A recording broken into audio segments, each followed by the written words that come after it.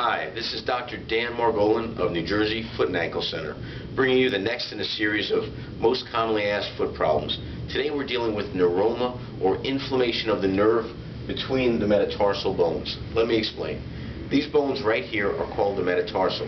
There are 5 of them. In between these bones runs a small nerve called the interdigital nerve.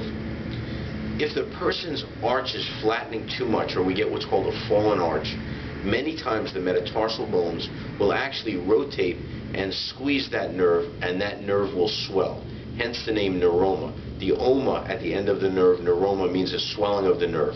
So what do we do for that? Well, when you come in, the first thing we do is take an x-ray to rule out a stress fracture or something else that might be going on. Then we do an ultrasound to see if there's swelling of the nerve.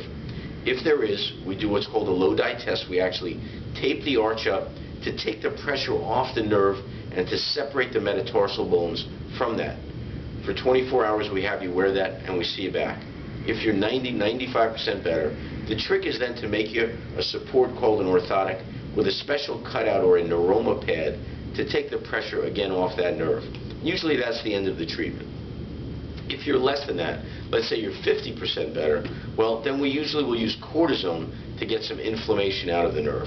If you're no better, or if you're worse, we would then get an MRI to rule out other things, again, like a stress fracture. If we've done 3 cortisone injections and you're still in discomfort, then we would maybe switch over to an alcohol injection, what's called a sclerosing agent, to actually thin out the nerve.